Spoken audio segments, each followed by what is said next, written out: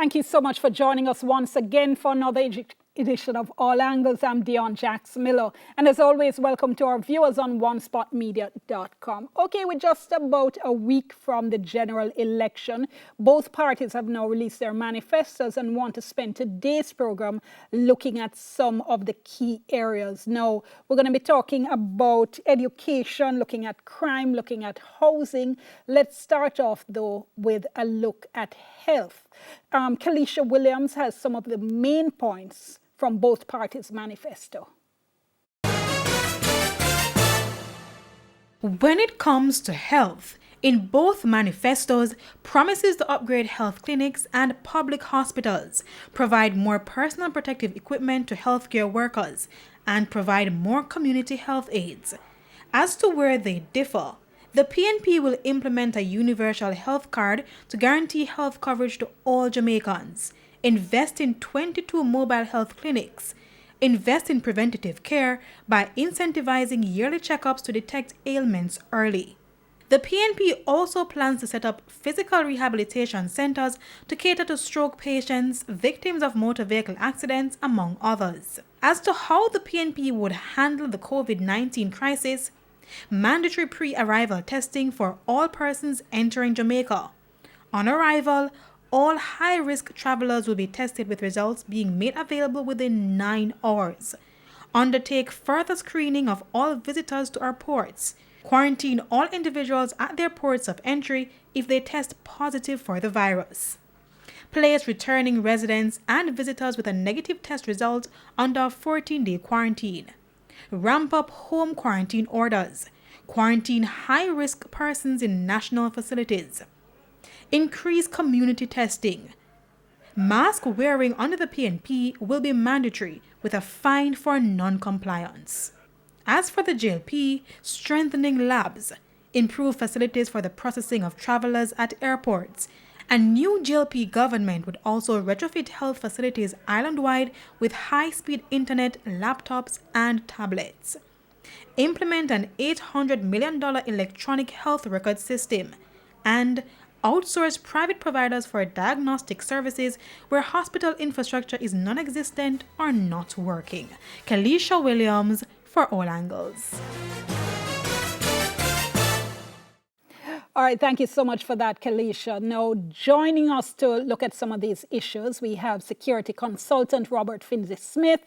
We have youth advocate Christina Williams with us as well. And in a little while, we'll be joined by Dr. Peter Ann Baker. So just before we get into some of those specifics, and let me welcome you both. Thank you so much for joining us. We appreciate it. All right, before we get into the specifics, though, tell me, how do you think we should best use the manifestos? Because as usual, you have some people saying, oh, it's a waste of time, it's just promises, but clearly they're documented evidence of what the parties say they plan to achieve. Christina, let me ask you first, how best do we use these documents? I think we should best use the manifestos. Because as usual, you have some people saying that time, it's not promises, but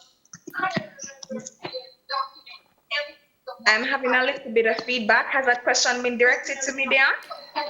Yes, I'm so sorry. Yes, it was. We're just trying to sort out the technicals. Viewers, my apologies, but interviewing and live programming in the era of Zoom. One of our guests, I suspect, has a TV on in the background, so we're getting some feedback there. Let me ask you all just to sort that out. While I remind our viewers that our hashtag is TVJ All Angles, and we're spending today's program looking at the manifestos. Hearing me now, Christina? Right. So I think that the manifestos are important, Dion, because well, it's not just the articulate minority, but I think for everyone, it's very important for us to have a full understanding of what exactly is it that we're voting for. And one of the expectations that I had going into reading both manifestos, the JLP and the PNP, was to see a further breakdown of what exactly it is that they're promising me, right? Because it's good to give me a policy or a proposal or a program, whatever it is, But I also want to see you break down, to give me timelines, to tell me exactly which agency will be executing this particular program, as well as where this money is coming from, because I see a lot of $1.2 billion being quoted and millions and whatever, but we're talking about a contracting economy. We're in COVID-19. We're already cutting the budget in many regards. So how can you promise me that these things how can you promise me that these things can be executed given the current economic climate? So I think all those different factors are a part of why we need to have a manifesto and why it's so important. The manifestos are comprehensive, not just with a bag of words and promises, but with the breakdown of the timeline. All right, Robert, Finzi Smith, for you, how useful are they? It's a matter of when the deliverables will trip in. Because as the young lady just quite rightly said, I can tell you anything. But when do I determine it will happen? And how will it happen? Because I can make it sound really good from both sides. But at what point in time does it become a deliverable that I can anticipate within my lifetime? If it's a situation where it's a long-term plan, what are the stages? What will stage one bring me? What should I look to see and measure if it's deliverable in stage one? And then what will stage two bring me? And so forth and so on. Other than that, I can promise you and say that it didn't quite work out this time, but it will be coming. I think I grew up listening to someone say, carry the fool a little further. I think we have gone beyond that, especially in my line of endeavor. You can talk until the cows come home, but if it sounds good, but somebody is still dying down the road, it don't make sense. All right, what about, I think we have Dr. Baker with us now. Yes, Hopefully. Dr. Baker. Can you hear me? Yes, I'm hearing you loud and clear. Thank you. I saw you saying on Twitter Wonderful. that it should be used as a tool to assist in accountability. Tell us how. Well, I think it can if it has some clarity. And as Mr. Finzi Smith and Christina said, in terms of more specifics. But right now I think the party manifestos are kind of part of the ritual. And I don't think they sincerely believe that anybody's decision to vote is going to be determined by what they put out in the party manifestos. First of all, it comes out far too late for them to be read in any kind of considered manner. And I've heard a party general secretary pretty much say the people we want to vote we're interested in getting their vote, not going to read the manifesto. And so I think they could be useful. A party manifesto could be useful, but right now I think they're almost an artifact, a kind of symbol that's part of the ritual. Wow. Okay. All right. Well, we're in the era of COVID. Last night's numbers, of course, especially bad. 120 new cases, 3 additional deaths. So even more concern coming from members of the public in terms of how this is going to be dealt with. So as I mentioned, let's start there with health. And Dr. Baker, let me just stay with you there and give me a sense in terms of what you thought looking at the proposals for health. Yeah. Okay. We're hearing you. Go ahead. Yeah. Okay. I wasn't hearing you. I think it's only the JLP manifesto that makes any kind, of a decent attempt, let me put it that way, to address the health situation. But and it talks about more health centers and so on. But let us take the example that it says it recognizes that there are socio-emotional mental health impacts from COVID.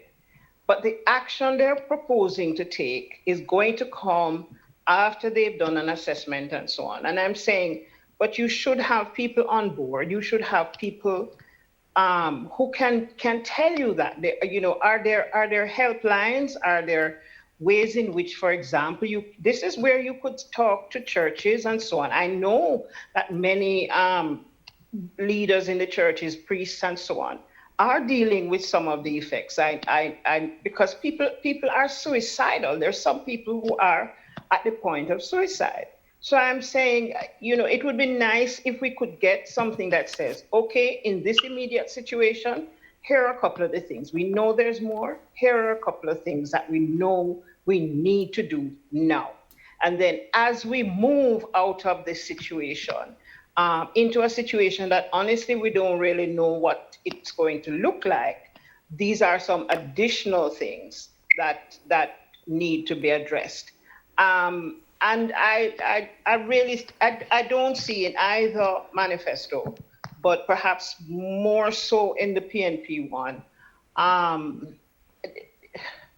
a kind of thinking about what kind of new reality. Yes, there are measures to help people get back into business and so on and so forth. But and maybe it's not feasible, in these times. Who knows what we're going to be like in January? Okay. So I'm not going to hold it hard against them, but I really would have liked to have seen a more thoughtful document that tries to deal with the here and now. I mean, the most laughable, I'm afraid, one was the JLP saying that our women's shelter is going to be open by, next week, Wednesday. That's in a sense, it's an insult. So, too much of it is, okay, let's toss that in and talk about COVID. All right, hold that thought for me. Let me go back to Christina. Christina, your thoughts on the health issues? I'm going to contextualize my answer within the space of young people and students, because that's the group I'm representing tonight. We're concerned about the protocols for students when it is that we go face-to-face, if we go face-to-face. Now, let's, for example, look at the fact that we have heard a lot about the primary and secondary students and the fact that they won't resume school until October 5th, or the decision about resumption will be made thereabout. But then tertiary students are, in fact, still going to school on September 7th. And I haven't really heard much about that in terms of the government saying, okay, because we're dealing with tertiary students at this point, because we're Jamaicans too, and we're voting for you. In fact, we have to vote more than the primary and secondary students to say, listen, these are the protocols that must be complied with from the universities. Of course, I can commend you, Imona. Speaking as a former guild president, I have seen their protocol sheet. I know that they're working assiduously to put things in place. But the government themselves as well need to ensure the protocols are in place and that they will be followed for the students who will be on campus. And students are very concerned about that. So that's one thing. And then again, we're talking about if it is that we do decide to go to resume schools in October, face-to-face in some extent, blended learning. And of course, I know that there are protocols in place, but my concern is beyond the compliance. Today there was a sensitization session hosted by the ministry, and a question was asked about sanctioning. And yes, I understand the stance being taken that, listen, we're going to focus more on public education. But I think there has to be that kind of sanction mentality in place as well, that if the public education don't work and people don't comply, what happened then? Right, we're seeing that right now, where sanctions are not being enforced, and so people are running roughshod over the rules. All right, so those are my concerns in regard to health. Let me try and squeeze in Mr. Finzi-Smith before I go to break on the health issue. Mr. Finzi-Smith? I will listen with interest. We have a situation. When I was training as a young officer, a sergeant major once said something to me that is very prevalent here. Says, Mr. Finzi-Smith, you can do anything you want as long as you're willing to live with the consequences. The young lady just quite clearly indicated that we're not a nation of consequences. So you don't put protocols in place and expect them to be just blindly accompanied by compliance, because people will do what they want to do unless they feel there is going to be some feasible consequence. We did see the PNP though speak about sanctions, fines. And I saw that also. I didn't get a chance to read all of it. Even worse with the government's own, because the government's own literally just came out. But my thing is, I hear you about the consequences. Now, as a former senior director of university's security department, I know how students are. And students by and large aren't that bad, they just need to be given guidelines. If there's no guidelines and you indicate what is going to happen, they will make it up as they go along. Hold that thought for me. Hold that thought for me. I'm at break. Let me go to break and we come back with our guests. We're looking at different aspects of the manifestos that have come out from both political parties. We're back in a moment. Stay with us.